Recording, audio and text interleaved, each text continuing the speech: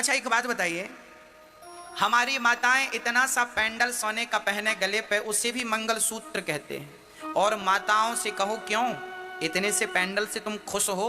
नहीं, मन कहता है इतना बड़ा हो, कम से कम 4 लोगों को दिखे तो कि हमारे गले पे कुछ है। बहुत गंभीरता से समझिएगा, आज मैं मन से जुड़ी हर चीज पर प्रकाश डालूंगा ताकि मन को लेके जितने भी डाउट हैं आपके भीतर वो क्लियर हो जाएं। आप इसे कितनी गंभीरता से सुन रहे हैं और समझ रहे हैं मुझे नहीं पता, पर मैं आज जीवन की कुंजी अर्थात चाबी आपको देके जा रहा हूं। मन के हारे हार है, मन के जीते जीत, और मन ही मिलावत राम से, मन ही करत फजीत। सारी गति मन की ही है। गीता में लिखा है मन एव मनुष्याणाम बंधनम मोक्ष कारणम। ये मन ही बंधन का कारण है और मन ही मोक्ष का कारण है। यदि सुई हिल रही है तो क्या हिलती हुई सुई में कोई धागा डाल सकता है? कहो हाँ या ना? नहीं। धागा डालने के लिए सुई को क्या करना पड़ेगा? स्थिर करना पड़ेगा। सुई स्थिर है तो उसमें धागा आसानी से चला जाएगा। उसी प्रकार मन जिस दिन स्थिर हो जाएगा उस दिन परमात्मा आसानी से आपके मन मंदिर में प्रवेश कर जाएगा। श्रीमन नारायण नारायण नारायण। भगवान कहते हैं मां यद मन भटकता है तो हमें कुछ बातों का ध्यान रखना चाहिए।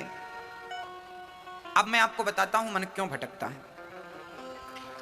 आप बहुत ज्यादा देखते हैं तो मन वहां वहां जाता है जहां जो जो आप देखते हैं, और जो जो आप देखते हैं वो प्राप्त करने की इच्छाएं होने लगती हैं, तो फिर मन भटकने लगता है। आप बहुत ज्यादा सुनते हैं इसके बारे में उसके बारे में, ये बात वो बात, तो फिर वो बात आप अकेले हैं तो गूंजती रहती। आज फलाने ने ये कहा, आज फलाने ने ये कहा। अब मन को शांत कैसे करें? बोले मन को शांत करने के हम उपाय बता रहे हैं। आपको यहां बैठे लगभग 1 घंटे हो गए। अब आप बताओ इस 1 घंटा में क्या आप में से किसी का भी मन भटका? हाँ या ना? नहीं भटका। तो देखिए ये बात, इस बात का सबूत है कि भगवान की कथा यदि हम नित्य सुनना शुरू करें तो मन का भटकाव धीरे धीरे समाप्त हो जाएगा। अब कथाएं रोज रोज तो होंगी नहीं, तो फिर क्या करेंगे? बोले जब कथाएं हों तो कथाएं सुने, और जब कथाएं ना हो तो कीर्तन करें। बैठ जाएं घर में, मंदिर में, कहीं भी, और कीर्तन करें श्री कृष्ण गोविंद हरे मुरारी हे नाथ नारायण। पहली बात है कथा सुनिए, और दूसरी बात कीर्तन करिए। काम करते रहना और नाम जपते रहना। जैसे आप उठो, आंख खुलते ही कीर्तन करने लग जाओ श्रीमन नारायण नारायण। नहा रहे हैं तो नहाते जाओ श्रीमन नारायण नारायण ना। इसके बाद कपड़े पहन रहे हैं, कपड़े पहनिए, कीर्तन। अब बच्चों को, आपने माताएं बच्चों को उठाती हैं, बेटा उठो स्कूल चलना, उठो उठो। बच्चे उठ गए, माँ बच्चे के लिए टिफिन बना रही है, आज पूड़ी और सब्जी बना रही है, तो बढ़िया से आटा गूंथती जाओ और श्रीमन नारायण नारायण। ये सब्जी बन रही है, सब्जी भी बन जाएगी और कीर्तन भी हो जाएगा।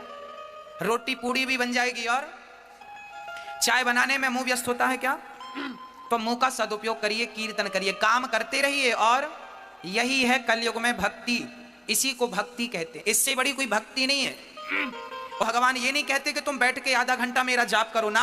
भगवान ये नहीं कहते तुम माला लेके जाप करो। भगवान ये कहते हैं कि तुम काम बराबर करो। कर्मण्येवाधिकारस्ते, तू कर्म कर, पर काम को करते समय मुझे भूल मत जाना। हे कृष्ण मैं आपको कभी भूलू नहीं, हे नाथ मैं आपको कभी भूलू नहीं। दूसरा क्या उपाय बताया मन को वश में करने का? हाँ लो, तुरंत का तुरंत याद नहीं है, घर जाके पता नहीं क्या याद है। ये 2 चीज यदि आपके अंदर आ गई तो मन धीरे धीरे, कितना भी बिगड़ा हुआ मन क्यों ना हो, वो धीरे धीरे केंद्रित हो जाएगा। और याद रखना मेरी माँ, जिस दिन मन बिल्कुल शांत हो गया उस दिन, उसके दूसरे दिन नहीं, उसी दिन परमात्मा की प्राप्ति आपको हो जाएगी। चाबी ताले की एक ही होती है।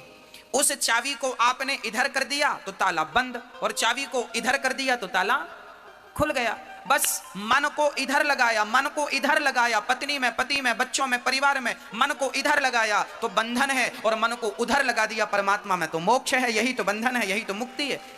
अच्छा मैया जी ये बताओ आपके दुख का कारण क्या है? आप कहती हो ना महाराज जी हम बड़े दुखी हैं, हम बड़े परेशान हैं, हमारे साथ ये हो रहा है, हमारे साथ। आपके दुख का कारण क्या है? पूरी जिंदगी आपका मन आपसे गुलामी कराता है और आप अपने मन की गुलामी करते हैं, और मन की इच्छाएं पूरी करते करते करते करते आप खुद पूरे हो जाते हैं। क्या मन की इच्छाएं पूरी होती हैं? याद रखना भक्तों, एक होती है जरूरत और एक होती है इच्छा। जरूरत हमारी क्या है मेरी माँ? रोटी, कपड़ा, मकान और शिक्षा। पर हमारी गाड़ी हो, बंगला हो, नाम हो, पद हो, प्रतिष्ठा हो, खेती हो, बाड़ी हो, ये क्या है? ये जरूरत नहीं है, ये तो इच्छा है। और जरूरत तो भिखारियों की पूरी हो जाती है और इच्छाएं तो बड़े बड़े राजा महाराजाओं की पूरी नहीं होती। इसलिए जिंदगी जरूरत के हिसाब से होनी चाहिए, इच्छाओं के हिसाब से। मंत्री बन जाएं तो फिर मुख्यमंत्री बन जाएं तो फिर प्रधानमंत्री बन जाएं, तो ये